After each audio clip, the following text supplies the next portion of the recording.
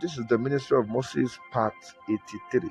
We're going to take our text from the book of Numbers, chapter 20, verse 1 to 5. Let us consider verse 1 to 5. Then the children of Israel, the whole congregation, came unto the wilderness of Zin in the first month, and the people stayed in Kadesh, and Miriam died there.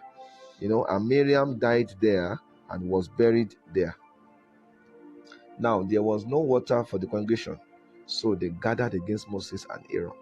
And people contended with Moses and spoke, saying, If only we had died when our brethren, if only we had died when our brethren died before the Lord. Why have you brought us? Why have you brought up this congregation of the Lord into this wilderness, that we and our animals should die here? And why have you made us come up out of Egypt to bring us to this evil place? It is not a place of grain or figs or vines or pomegranates, nor is there any water to drink. Now, if we carefully study the Israelites, the people, the problem they have is that they do not really know God. They have not found the way of God. All they knew are the acts of God. They know His doings, but they are ignorant of His ways. A follower who is only interested in what God can give and not in knowing the God that can give that thing will create a serious problem for his leader. A man of God cannot make a significant impact in your life until you know the God of the man. A man of God cannot make a significant impact in your life until you know the God of the man. Once there is a need, instead of them gathering unto the Lord, they will gather against Moses and Aaron. You can see that in verse 2. Followers who have not learned how to gather unto the Lord will have no choice than to gather against their leaders, because to them that will appear as the best thing to do. The moment you choose to gather against your leaders, you have gathered against the Lord. You may think you are fighting them, but the truth is that you are actually fighting God.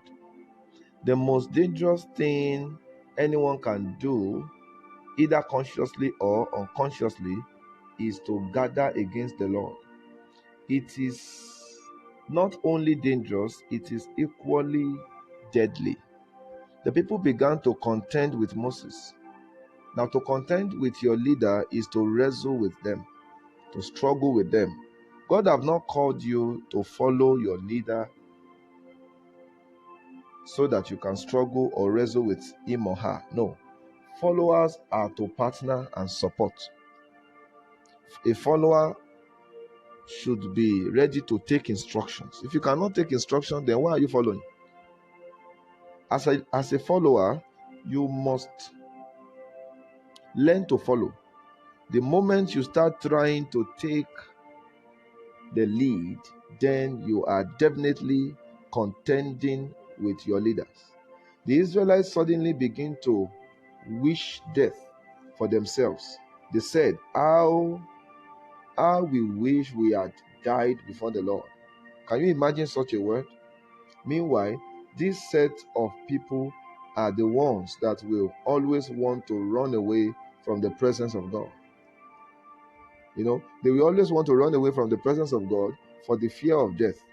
So how come they now suddenly desire to die? How come how come they are no longer fear of what they used to be scared of? That's the life of a person that is carnal. A carnal man will say what he does not mean and will mean what he has not said. They began to question their leaders. They said, Why have you brought us here to die along with our animals? They were only concerned about themselves and not, they were concerned about themselves and their properties, How their leaders feel is not important to them. To them, what matters is only themselves and their belongings. This is why it is good not to expect too much from people. As a leader, if you are expecting all your followers to love you or obey you 100%, you may die. You may die of heart attack. Expect less and you will do more for God. Expect less and you will do more for God. If you must do more for the Lord, then you must learn to expect less from people. If your heart is not affected by the people's opposing reaction, then you will be effective. A heavy heart brings ineffectiveness. How can you be effective when your heart is not in the right position? The more heavy-hearted you become, the lesser the effectiveness you will record. Thank God for Moses. He was still effective in service because he understood this principle. This is a very powerful principle that every leader that wants to last must embrace.